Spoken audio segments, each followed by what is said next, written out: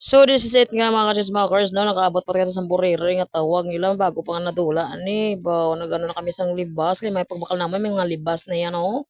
Di hapnik-hapnik tanan ni sa kalaha ang aton nga libas. Kagibutang na ang burereng. Wow, wow, wow, wow. Wala pa naluto pero ginalaw. Nako, samtang nga nagahulat patas ang mga dugang nga Ricardo ari nang santol gayat-gayat na. Gagmay-gagmay lang ano kay para ni yung santol is para ni sa paaslom-asloman.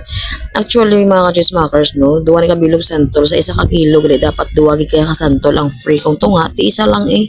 Pasalamat na lang kami kay Mayara sa libas kag santol nga ging paaman sa amon. Gawlat-ulat man ko nga matapos ni gayat-gayat ang ano kag para mahatag masako ng liso eh.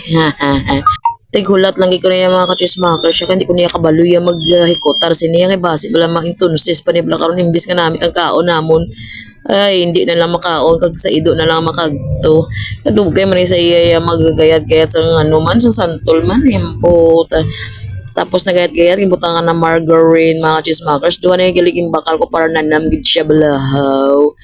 So wala na ko di labot ya kung ano pa ni pagprepara ya sini sa mga ano di sa buriring basta namit yang guwa ya sa buriring kaya na yan.